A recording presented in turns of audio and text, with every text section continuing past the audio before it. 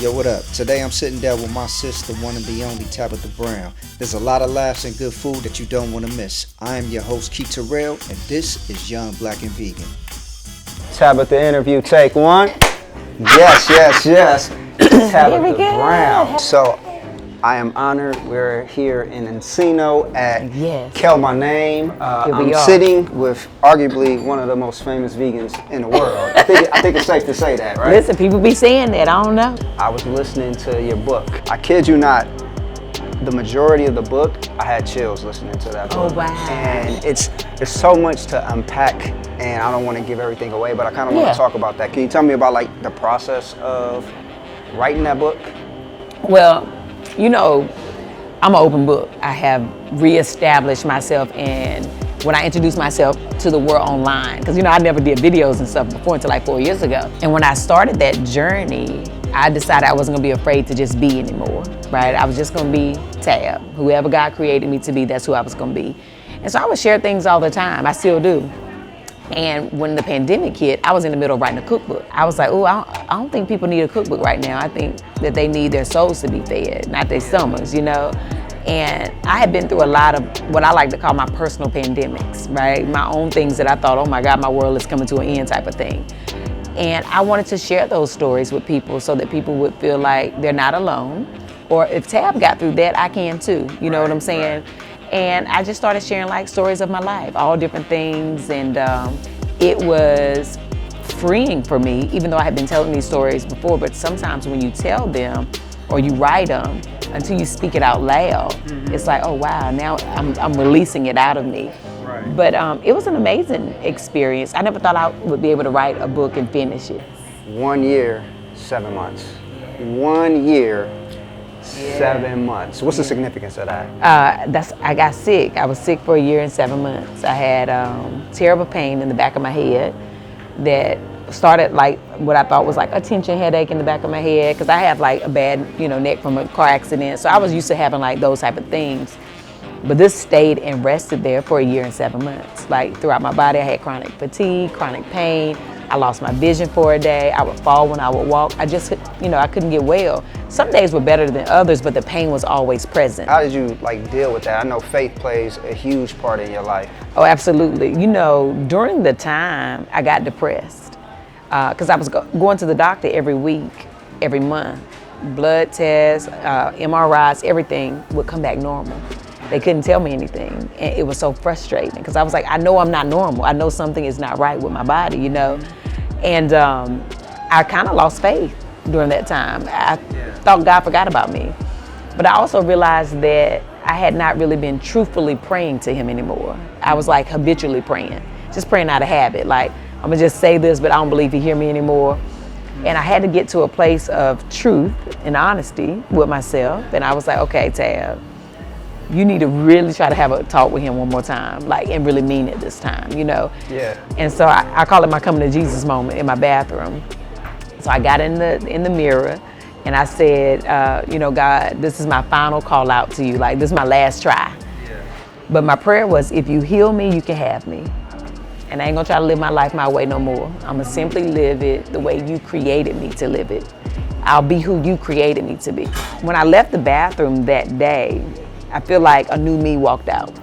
And I have been, pursuing that Tabitha ever since. I always tell people, use me as an example for you, right? So that you don't have to get so low. Right. I always say, use my life so that you don't have to get so far down before you decide to have faith. Mm-hmm. I feel like I was purposed for that, like so that people don't have to go through what I went through. It's dark. Yeah. And the dark is no fun. It's no fun. I like the light. Right. You can see better, okay? Right. But I always tell people, use me. That's why I share, so that wherever you are in your situation, you can be like, oh wait, I ain't gotta go no further.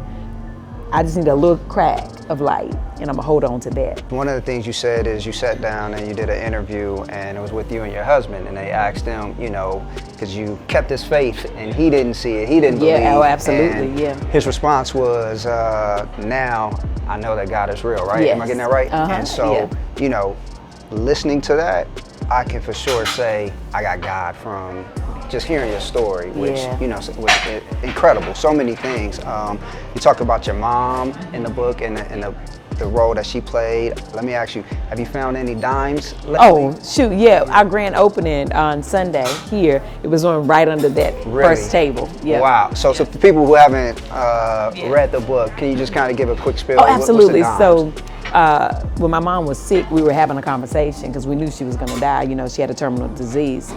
And I was talking to her. I was saying, you know, Mama, what am I going to do when you're gone? She was my best friend. You know, I talked to her about everything. And she said, you know, I used to feel the same way when Granny died, which was her mama. And she was like, one day she was having a terrible day at work, and she went to sit at her desk, and there was a nickel sitting like on the edge of her desk. And she was like, all of a sudden she was just drawn to this nickel. And she felt peace and calm, and she felt like she felt the presence of her mom. And I was like, what? And so she was like, ever since then, when she would have, you know, good days, bad days, whatever, or she missed her mom, she would find nickels. And so I was like, so you think Granny leaving you nickels? And she was like, I feel like she is, like as a sign that she's around me. And so we laughed about it. And I was like, well, if that's what you think, what you gonna leave me, you know, when you're gone, so I know you're around. And she said, I'll double it and I'll leave you dimes. And I was like, all right, you know, just joking, laughing, not really thinking about it. And about 8 months later, my mom passed away. And we were in North Carolina at the time. And so nobody was here at our apartment. And so when we came back, that first night, we've been gone for a couple of weeks. I went to get into bed, and my bed was full of dimes. And I was like, why are these dimes in the bed? Like, you know, I wasn't even thinking. And my husband was like, why you got dimes in the bed? I was like, I don't have dimes in the bed. And then it hit me. And I was like, ain't no way. Like, it ain't no way. It's under the cover. You know what I'm saying? And so I told my husband, he was like, no, Tab, I don't want to hear about it, you know? And so all night I was like, it's not possible. Like, how, you know? And that morning when I got up, I was cooking in the kitchen, and Chance went to go take a shower. And all of a sudden he's screaming from the bathroom. And I was like, what's going on? I went in the bathroom, and he was like speechless, just pointing to the shower, and the shower was full of dimes. And from that day, ever since, great days, bad days, when I miss her, she shows up in dimes. In dimes, that's wild. Yeah. The one thing a lot of people always come to me about, especially like in the LGBTQ community, is like, how do I tell my parents, you know? And the one thing I always tell them, that if your parent has always seen you, they already know.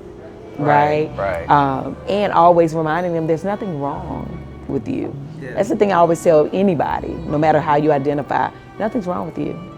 Right. You are who you are. This is who you were born to be. But to love yourself is the advice I always give. No matter what, love yourself. Yeah. Speaking of that, you said that you have to fully love you first, and you know, give you all of you first in order to be the best wife and mom and everything. For people out there that kind of struggle with saying no, what advice would you give in like prioritizing yourself, and how has that changed your life since you started putting yourself as a priority? Oh, honey, look, you got to put you first, okay? Because if you don't, it's like you said, I used to give myself to everybody. You know, my kids, my husband, you know, work, everything would come before me. And by the time I got to me, I was tired. I didn't have enough left for me. Right. And so I realized that I'm also giving out me, not the best version of me, right? I'm giving out a little bit of Tab, as a little bit of mama, a little bit of wife. But if I start with me every morning and I fill my cup up first, I check in on myself, then I know, okay, I'm good. Right. I'm full. And now I can go out and distribute pieces of me to people and still have something left over for me when I get back, right? It changed my whole world. When did that transition happen though? Like when I was sick. When you were sick? Yeah, when I was sick, when I started coming out of it, in healing, because healing is a journey. Right. It's not permanent, right? Because we can still be triggered even when you're healed. And so that's why it's a journey. And so there's still urges of me sometimes in the morning wanting to jump to help somebody else before I make sure that I'm able to help them. Right. And so the last 4 years, that's been my journey, trying to make sure I prioritize me first. Yeah. And I feel like, you know, that was me saying, you know what, God, you can have me, but also I can have me too. Right? Because that's important. That's powerful. Especially as a wife and as a mother, it's so important to see yourself. Yeah. Because if you don't see yourself, nobody else will. You bringing food out? Oh, honey, we bringing food on out. Got some food about to get in. Try this food. Yes, thank you, Nice, honey. nice. See, when you at the restaurant and you do an interview, honey, food just be coming on out. We're gonna try some of this food and get back into the conversation, but There you we wanna go. eat it while it's hot. Absolutely. This is lemon pepper cauliflower wings. Lemon pepper cauliflower wings. And what's this drink right here they just That's a brought blue me? raspberry lemonade. Blue raspberry lemonade. We Yes. need to do a taste test on Go this ahead joint. and try it on out. Yeah, I'm not mad at that right there. I like that. Okay. The raspberry kind of Okay. take a second to Yeah, hit you, little but something right there. you have a ton of stuff going on. Actress, author, cook, TikToker, restaurateur, go on and on and on. How do you find a balance to get all of this stuff done and, to have that time for self-care, but then still have time for the family and all of that? It starts with me first, right? And so it's me first, and then family, and then everything else comes after. And that's how I keep it all balanced. Like, nothing comes before me and family. Right. Everything else, I'm like, okay, now I got time. I got a good schedule. I can look at my calendar. I'm like, I got time for this, this, and that. And I got a great team. Yeah. And they make sure that, they know that they have everything on the calendar. And I don't do nothing I don't want to do. Right. Well, So I appreciate you sitting down with me. Oh, yeah. Have some food. I said, is she still gonna answer my DMs? You better stop playing with me, yeah. Same tab. Oh, God, we thank you. Amen. Thankful.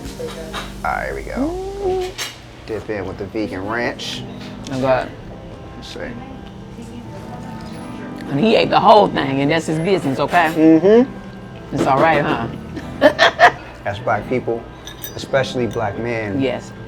we have so many things taking us out. I mean, we got police, we killing each other. So the one thing that we are in control of, what we eat, shouldn't be something that's killing us, right? That's right. And a lot of misconceptions that people have, that we eat rabbit food, salad, this and that. And, I want to show you, because I travel a lot, there's a lot of great vegan options out there, which is a question I have too is, you're from down south, in the black community, food is a comfort food for us, right? Right. Do you think that non-vegans or people transitioning can still find that same comfort in food? So, food is food, right? It's just all in how you see your food. I always tell people that, like, there's nothing, when people are like, oh, I don't eat vegan food, I'm like, you never had a cauliflower, a potato, a salad, or apple, or banana? Like, food is food. It's, a lot of times we overthink it. Right. And so, being from the South, that was my thing. Like, I ain't go vegan because I ain't like how non-vegan food tasted. I can still have the texture of like fried chicken or, that same type of, to feel the craving. Right. But it can still be healthy, still be great, And it's just really the mind. I cook all the time. I still cook very Southern when I want to, and it's just all vegan, right? So you can still have the best of both worlds, honey. You ain't gonna miss nothing. You can still have it. But yeah, I think it's really all in how we think. But that's how I do my content. I try to show people another option without judgment, without forcing, just simply sharing. That's what I love about you, and that's something that I got from the book. It's no judgment, it's just you. And for those who believe the Bible, and it talks about let your life be a walking epistle. Right. You, like, just looking at you, you're an example of what's possible, and I just feel like you're in this position to speak to so many lives, and it's a beautiful thing to watch. I appreciate that. We gotta try these tacos out too. Oh yeah, come on. What's in these tacos? Okay, so this is the trio. So you have one of my favorites. They all really are favorite, but here, let's put them on your side. Thank you. So there's a Beyond, which is like, your carne asada, and then jackfruit tacos and fried avocado, which is very, very good. Non-vegans or new vegans who are transitioning into this life, who don't necessarily have the time to cook, how can they start implementing vegan options? I think the thing is, first, thank you, honey. Got more food that good old burger, honey. Yeah. I think the first thing that happens when you're transitioning that makes it hard is when you don't know what to eat, right? The moment that you know what to eat, it's not hard anymore. So it's really about understanding what we can't have, because the list is way smaller. Right? We can't have chicken and beef and pork, eggs, dairy, right? We can't have our cheese, we can't have fish, we can't have any meat or animal products. Everything else you can have. Everything else. So it's literally, you can count on your hands how many things you can't have. Everything else you can have. Why do you think the stigma is what it is in our community? When you say vegan, it's kind of like, oh, nah, I don't want to hear that, because we're so used to eating meat every single meal. Like, psychologically, why do you think that's so hard for people to get over that barrier? It's, to me, this is my belief.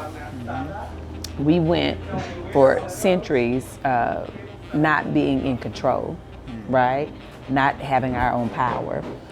We were enslaved, right? And so when we got our power and we got to a place where we are in control, if you take something away from us, we feel like you're taking away our power, right? You're taking away our tradition, you're taking away our life. That's what we attach ourselves to food, right? And so if you tell me I can't have something, you're taking away my power, my freedom to do what I want to do. But the moment that you rethink it and say, I'm not taking it away, I'm actually giving you something, right? The meat is giving you disease, right? The way you're eating is not helping you, but I want to give you another solution. You got firsthand experience of food being healing. You know, because like you said, the meat and a lot of things that we eat, those are the things that cause a lot of illnesses in our community and just in general, right? So talk about like how different you feel being on a vegan diet than how you felt before. Well, honey, thank God I'm here, okay? Because Tab was on her way out of here, all right? I'm energy, like I have no more pain. I used to have chronic pain and chronic fatigue every day. Like the fatigue was the thing that was like, I felt like it was killing me. When you wake up after sleeping all night, I would set my alarm to wake up to take my kids to school, come back home, set my alarm, and sleep until it was time to pick them up. I was exhausted all the time. I would have spurts where I'd be like, oh, I feel good today, let me go try to take a walk, or like, you know, go outside or get stuff done. But most times I was exhausted, or my joints would ache and my body would spasm. But all of that is gone. The depression lifted. I remember one night of thinking, just like how night and day that I am now, right, with how I was feeling. And God just kind of told me, he said, remember this quote that people use all the time, but they don't really think about it. You are what you eat, right? And so I remember thinking I was going to die all the time for a year and 7 months. I was like, I'm not gonna make it. I'm gonna die, right? I was depressed. I was having major panic attacks and anxiety. And then I never really talk about this because I never want people to feel like I am one of those kind of vegans that are trying to, you know, make people feel bad. Right. But this was revealed to me, and so he started to, you know, remind me, think about the animals. They are literally in panic all the time because slaughterhouses, the way it is now is inhumane. The way that they're just, it's crazy how they're mass producing these animals. They're fear of death all the time. They are sick and they are depressed. And I was eating them every day. So you are what you eat. Right, that energy transfer. Absolutely. So their thought, I'm about to die, that was my thought every day. Their anxiety became my anxiety. Their sickness became my sickness. So, and I no longer wanted to do that. I wanted to eat life, things that grow and are alive. Well, I am happy you made the decision, because your life is definitely needed. You know what I mean? Thank you, thank you. Trust me, go ahead and try them tacos. Too. We do a lot of gluten-free and soy-free, and we're 100% nut-free. Good. That right there? Hello, Ray. They got all the right amount of seasoning right there. Very good. But it's good, right? Honey, ain't it very good? This taco I be trying to tell the people I don't be lying about no food here. now. I will drive to Encino for this taco, for sure. Yeah. Very good. You're going to drive to Encino for the taco, okay? And you ain't got to eat it on Tuesday. Tacos is for every day, so. Very good, I'm glad you like it. I love it, I love it. Yeah. But I also tell people that food, you know, when they say, ooh, it's expensive to be vegan, and I always tell them it's not if you buy real food, right? You buy real beans and potatoes and rice and veggies in its real state. Processed food, on the other hand, can become expensive. Right. Just like if you were buying steak and lobster and all that, right? Those are your substitutes. Right. But if you just buy real food, it's cheap. You've been married for 18 years, together for 23 years, right? You're America's mom. So in this day and age of dating, one, like what's your advice on like finding that right partner and the advice on like sustaining that relationship, because you know the people want to know, and it's me, Tab. I'm people. It's me. I want to know. But you know, the thing is, I've never been single as an adult. Okay. Right? Been with my husband since I was 19. But I always tell people, if you get to know who you are first, and you know what you love and what you like, then another person will know how to love you and like you, right? And you won't just settle for anything because you know who you are. So while you're single, get to know you. Don't spend time looking for somebody. Spend time looking for you. Make sure that you're one with yourself, so that when somebody does come and they say, what do you like to do? You can answer with confidence. Yeah. And when they show you things that you know you don't like, you already can make that note. Oh, I know I don't like that. So this might not work. You know what I'm saying? Right. And then if you are, if you do find love, make sure you communicate. Always be honest, even when it's uncomfortable. Even when it's uncomfortable, because that is the biggest thing. Me and my husband, we grew up in our relationship. Right. But we spent many years not expressing ourselves to each other because it wasn't comfortable. Yeah. And then that caused a lot of things that we hold inside that later you have an argument and all this stuff come out. And you're like, well, yeah, I didn't know you felt like that because I was suppressing, right? He was suppressing. But then when you get grown, you realize you just got to be open and honest, even when it's uncomfortable. And make sure you have a friendship in your relationship. My husband's my best friend. Like, that's my boy, right? Yeah. The friendship is what carries on everything else. And also know you're going to change every day. Yeah, that's a big We are one. always going to change. So what's the advice for like adjusting to that change? Because people feel like, oh, this is going to be that person. They might be somebody different a week from now. Yeah, we're going to be different every day. Yeah. That's the world is changing every day. We're changing, we're growing every day. So go into it knowing that and be ready for it. If you love that person, then you know as they change, I'm also going to change. And we got to, lean with it, rock with it, honey. You're going to have to. Lean with it, rock with it. Right. That's hilarious. Yeah, but you're going to have to just be willing to get to know the changes. Right. And don't ignore the changes. When they happen, embrace them, right? If you're together and you truly believe in the relationship and each other, when the changes happen, talk about them, right? Talk about when feelings start to change. Talk about when circumstances start to change, right? And it's all right. Yeah. Yeah. That's beautiful. Yeah. I feel like I know myself and all of that. I feel like, Tad, we're going to have to connect and we're going to have to do a dating show. You're going to help me find love. We're the good vegan sisters out here. Okay. Got to get them somebody, honey. Y'all call them now. Tab, thank you again for sitting down with me. Everybody out there, come to Encino, check out Kill My Name, grab the book, watch the shows, watch the TikTok, subscribe, and it's amazing seeing you again. Looking forward to continuing to watch your journey. I appreciate that. I'm gonna finish off this food. Again, it's one of the best waffles that I've had around the world, period. So yeah, that's gonna get 8.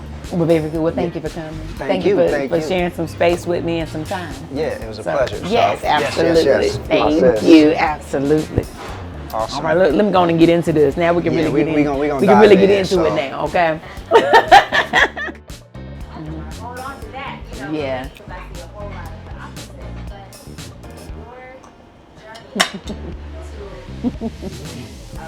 but The waffles is good. He loves the waffles, Nina. And they're cold. I know. No, they're still warm. Look, I'm gonna tell you this. I know we were talking. I am a connoisseur of vegan chicken and waffles. Everywhere around the world, I get it. No exaggeration. This is one of the best waffles that I've had. And guess what? There's a gluten-free and nut-free. Yep. Wait, gluten-free? He got locked up again?